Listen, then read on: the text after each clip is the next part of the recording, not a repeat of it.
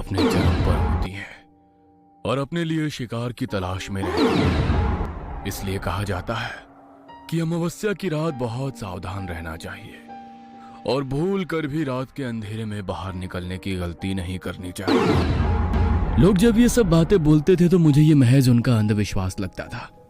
मुझे भूत प्रेत और उनसे जुड़ी कहानियों पर कभी विश्वास नहीं होता था। लेकिन मेरी जिंदगी की उस एक अमावस्या की रात ने मेरी सोच को हमेशा के लिए बदल कर रख दिया। बात तब की है जब मैं 17 साल का था। गर्मियों के दिन थे। हम सब नानी के घर पर सीतामढ़ी रुकने गए हुए थे, जो बिहार में बसा हुआ एक छोटा सा गांव है। मैं, माँ और हमारे साथ मेरा छोटा भाई नितिन और छोटी बहन नीति भी थी। शाम के समय हम सब मिलकर घर के आंगन में खेल रहे थे। तभी मामी अपने हाथ में एक पूजा की थाली लेकर आई। उन्होंने घर की चौखट के बाहर जाकर दीवार और दरवाजे पर हल्दी के कुछ टीके लगाए और अपने हाथ पर हल्दी लगाकर दीवार पर उसकी छाप लगा दी। मुझे कुछ समझ नहीं आया तो मैंने मामी से पूछा, अरे मामी, ये आप क्या कर रही हो? घर के बाहर ये हल्दी के टीके क्यों लगा रही हो? तभी नानी अपनी लाठी के सहारे चलती हुई आंगन में आई। बेटा, आज रात अमावस की रात है। गांव में आज की रात काली शक्तियां भटकती रहती हैं, इसीलिए घर की सुरक्षा के लिए सब गांव वाले अपने घर के बाहर ये हल्दी के टीके लगाते हैं ताकि किसी भी काली शक्ति का साया घर पर ना पड़े। क्या नानी, आप भी? दुनिया कहां से कहां पहुंच गई है और आप अभी भी इन मनगढ़ंत बातों पर विश्वास करते हो? शहरों में तो कोई ऐसा कुछ नहीं करता, लेकिन फिर भी वहाँ ऐसा कुछ नहीं होता। लेकिन ये गांव है बेटा, यहाँ पर ये सब चीजें बहुत आम है। चलो अब तुम अंदर जाओ और सुबह होने तक अब कोई भी घर के बाहर नहीं निकलेगा। मुझे उस समय उन सब की बातें मंदगढ़ंत लग रही थी, लेकिन मैं बड़े लोगों से बहस भी क्या करता, इसलिए चुपचाप अंदर कमरे में चला गया। मामा जी भी उस दिन सूरज ढलते ही घर आ गए। गली के बच्चे जहाँ रात तक गली में खेलते रहते थे, आज शाम के 7 बजे ही वो गली भी एकदम सुनसान हो गई। गांव के लोग भी ना कितने डरपोक होते हैं। अमावस्या की रात की फालतू अफवाहों से सब अपने घरों में छिपकर बैठ गए। नहीं समीर भैया, ये सब अफवाहें नहीं है। गांव के बहुत से लोगों ने अमावस की रात को चुड़ैल, प्रेतों और डायनों को गांव में भटकते हुए देखा है। और हमारे घर के सामने वो जो पीपल का पेड़ है, सतीश काका ने तो पिछले साल अमावस की रात को उस पेड़ पर चुड़ैल को देख लिया था। उसके बाद उनकी जो हालत खराब हुई, पूरे 1 महीने में जाकर अपने बिस्तर से उठ पाए थे। अच्छा, तब तो अब मैं भी उस चुड़ैल को देखूंगा। मैं भी तो देखूं वो चुड़ैल तुम्हारे गांव वालों को ही दिखाई देती है या मुझे भी दिखेगी। आज रात में छत पर सोऊंगा और देखूंगा कि मुझे कोई चुड़ैल दिखती है या नहीं। वीर मेरे मामा जी का बेटा था। उसने मुझे समझाने की बहुत कोशिश की, लेकिन मुझे तो बस सबको झूठा साबित करना था। इसलिए मैंने छत पर सोने की जिद बांध ली। देखो भैया, मैं नहीं चाहता कि आपको कुछ हो। अगर आप मेरी बात नहीं मानोगे तो मैं सबको बता दूंगा, फिर कोई आपको छत पर नहीं जाने देगा। वीर की इस बात से मैं समझ गया कि अगर इसके सामने मैं छत पर गया तो कोई मुझे छत पर जाने नहीं देगा। अच्छा ठीक है, नहीं जाऊंगा मैं छत पर, तू निश्चिंत रह। मैंने वीर को ऐसा विश्वास दिलाया और उसके साथ कमरे में जाकर सोने की एक्टिंग करने लगा। उसी कमरे में हमारे साथ मेरा छोटा भाई नितिन भी सोया हुआ था। थोड़ी देर बाद वो दोनों बातें करते करते गहरी नींद में सो गए। मैंने अपना फोन लिया और चुपके से दबे पांव सीढ़ियों से होता हुआ एक चटाई लेकर छत पर चला गया। मैंने छत पर चटाई बिछाई और उस पर लेट गया। मेरा चेहरा गली की तरफ था। छत पर जो 4 दीवारें बनी हुई थी, उसमें बहुत सारे खाने बने हुए थे, जैसे अक्सर पहले के घरों में बने होते थे, जिससे बाहर का नजारा बिल्कुल साफ दिखाई देता था। रात अमावस्या की थी तो चांद की कोई रोशनी नहीं थी, लेकिन घर के सामने जो पीपल का पेड़ था, उसके नीचे बहुत सारे दिए जले हुए थे, जिन्हें गली मोहल्ले के लोगों ने ही जलाया था। मैं बहुत देर तक एकटक उसी पीपल के पेड़ की तरफ देखता रहा, लेकिन मुझे कुछ भी दिखाई नहीं दिया। तो मैं बोर होकर अपने फोन में गेम खेलने लगा। मुझे छत पर आए लगभग 1 घंटा बीत गया था। रात के लगभग 1:30 बज गए थे। मुझे हल्की हल्की ठंड लगनी शुरू हुई तो मैंने सोचा कि नीचे चला जाता हूं। मैं चटाई से उठने ही वाला था कि तभी मुझे लगा कि मेरे पीछे से अभी अभी कोई चल कर गया है। मुझे लगा कि शायद नीचे किसी को मेरे छत पर होने का पता चल गया है और शायद मामा जी मुझे बुलाने के लिए छत पर आए हैं। मैं पीछे मुड़ा, लेकिन देखा कि छत पर तो कोई है ही नहीं।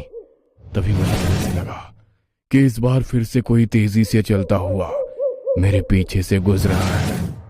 मैं जैसे ही पीछे मुड़ा तो मुझे लगा कि अभी यहां पर कोई था जो अचानक से कहीं गायब हो गया।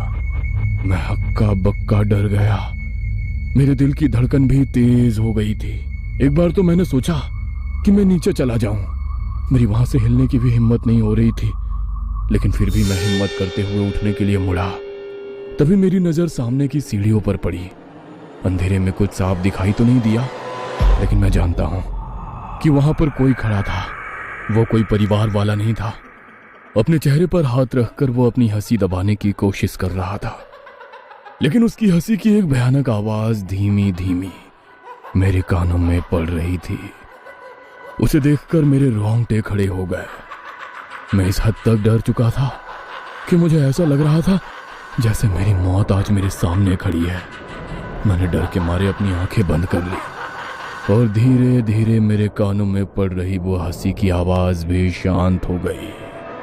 मुझे लगा कि वो मेरा वहम था, इसलिए मैंने हिम्मत करते हुए अपनी आंखें खोली तो एक बेहद भयानक आदमी जिसका चेहरा बहुत ज्यादा डरावना था और उसके शरीर पर सिर्फ एक फटा हुआ कपड़ा लिपटा हुआ था। वो ऐसा लग रहा था मानो किसी ने कब्र से खोदकर किसी के मुर्दे को बाहर निकाला हो। वो बहुत तेजी से मेरी तरफ हवा की गति से दौड़ता हुआ आया और मेरे शरीर से आर पार हो गया। डर के मारे जो मेरा हाल था वो मैं बयां भी नहीं कर सकता। मैं समझ में नहीं पा रहा था कि मेरे साथ अभी अभी ये क्या हुआ कि तभी फिर से मुझे अपने पीछे से उसी की हंसी की आवाज सुनाई दी। मैं इतना डर चुका था कि अब फिर से पीछे की तरफ भी देखने की हिम्मत नहीं हो रही थी कि तभी वो आवाज धीरे धीरे तेज होने लगी, मानो वो बढ़ता हुआ मेरी तरफ ही आ रहा था। मैंने जरा सी गर्दन घुमाई तो वो बिल्कुल मेरे बगल में बैठा हुआ मुझे ही घूर रहा था। मैंने बहुत जोर से चिल्लाने की कोशिश की, लेकिन मेरी आवाज मेरे गले में ही दबकर रह गई। तभी वो उठा और छत की दीवार की तरफ भागता हुआ छत से नीचे कूद गया। इससे पहले कि मैं इस सदमे से उभर पाता, तभी मुझे गली की तरफ से पायलों की आवाज सुनाई दी। मैंने मुड़कर गली की तरफ देखा तो मेरा ध्यान सीधे पीपल के पेड़ पर पड़ा। मैंने जो उस रात अपनी आंखों से देखा वो मैं कभी भूल नहीं सकता। पीपल के पेड़ से लटकी हुई एक चुड़ैल मेरी ही ओर देख रही थी। वो मेरी ओर देखकर बहुत ही भयानक तरीके से हंसी। तभी मैंने देखा कि पड़ोस में रहने वाले मेरे मामा जी के दोस्त सतबीर सिंह अपनी साइकिल पर आ रहे थे। शायद वो कहीं काम से गए थे और काम से लौटने में उन्हें बहुत देर हो गई थी। वो अपने घर की तरफ बढ़ रहे थे, लेकिन बहुत घबराए हुए थे। तभी वो साइकिल चलाते हुए उसी पीपल के पेड़ के पास पहुंचे। मैंने देखा कि अब वो चुड़ैल वहां पर नहीं है, पर सतबीर मामा जी को वहां पर देखकर मेरी रूह कांप रही थी। मैं जानता था कि वो मामा जी को नुकसान जरूर पहुंचाएगी। मैंने डर के मारे कुछ पलों के लिए अपनी आंखें झपका ली, लेकिन जब दोबारा आंखें खोलकर देखा तो ना तो वहां पर सतबीर मामा जी थे और ना ही वो चुड़ैल पेड़ पर लटकी हुई थी। मुझे लगा कि अब सब कुछ बिल्कुल शांत हो गया है और सतबीर मामा जी भी अपने घर पहुंच गए हैं। मैं थोड़ा निश्चिंत हो गया, लेकिन तभी मुझे गली से एक अजीब सी आवाज सुनाई दी। मैंने चार दीवारी के उन खानों से पीछे गली की तरफ देखा तो वही चुड़ैल अपने हाथ में किसी के मांस का टुकड़ा लिए खाती हुई भाग रही थी। उस मांस के टुकड़े से खून गिरकर नीचे फैल रहा था। उसने मुझे भयानक तरीके से हंसते हुए देखा और मानो तेजी से दौड़ती हुई हमारे घर की तरफ आने लगी। मैं इससे ज्यादा बर्दाश्त नहीं कर सकता था, इसलिए डर के मारे मैं वहीं बेहोश हो गया। तभी थोड़ी देर बाद मेरे कानों में किसी की आवाज पड़ी। वो आवाज मेरी छोटी बहन नीति की थी। उसकी आवाज सुनकर मेरी आंख खुल गई। मैंने समय देखा तो 3 बज रहे थे। मैंने गली की तरफ देखा तो वो चुड़ैल अभी भी पेड़ पर उल्टी लटकी हुई मेरी तरफ देख रही थी। नीति ने मेरी तरफ देखते हुए मुझसे कहा, आप पूरी रात छत पर ही सो रहे थे क्या भैया? मुझे तो छत से बहुत अजीब अजीब आवाजें आ रही थी। मैं डरकर आपके कमरे में गई तो देखा आप वहाँ नहीं हो। मुझे लगा कि शायद आप छत पर होगे तो मैं ऊपर आ गई। अगर किसी को पता चल गया कि आप छत पर हो तो आपको बहुत डांट पड़ेगी। जल्दी से नीचे चलो। अब मुझे खुद से ज्यादा नीति की चिंता हो रही थी। मैं अपने लिए तो नीचे जाने की हिम्मत नहीं जुटा पा रहा था, लेकिन नीति को देखकर मेरे अंदर हिम्मत आ गई। मैंने उसका हाथ पकड़ा और उसे लेकर सीधा नीचे चला गया। नीचे जाकर देखा तो नानी जी अपने कमरे में भगवान के सामने जोत जलाकर पाठ कर रही थी। इसी बीच मेरा ध्यान गया कि नीति वहां नहीं है। मैंने नीति को ढूंढा लेकिन वो मुझे नहीं मिली। मैं बहुत बुरी तरह डर गया। मैं नीति को देखने के लिए जब अंदर कमरे में गया तो वो तो माँ के साथ गहरी नींद में सो रही थी। तो जो मुझे ऊपर बुलाने आई वो कौन थी? इससे पहले कि मैं कुछ और सोच समझ पाता, नानी माँ आई और मेरे माथे पर तिलक लगा दिया और बड़े ही चिंता भरे भाव से उन्होंने कहा, आज कुछ तो अनहोनी हुई है, वरना इतनी रात गए मेरा मन इतना बेचैन नहीं होता।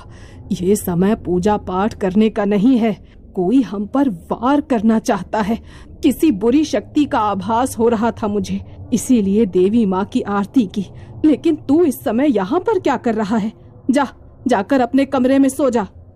नानी माँ की बातें सुनकर मुझे कुछ कुछ बात समझ में आ गई थी कि जो मुझे ऊपर बुलाने आई वो कोई और नहीं, शायद खुद देवी माँ थी जिन्होंने उस रात मेरी रक्षा की। मैं सीधे नानी माँ के कमरे में गया और देवी माँ के सामने जल रही ज्योति के सामने अपना सर झुकाया।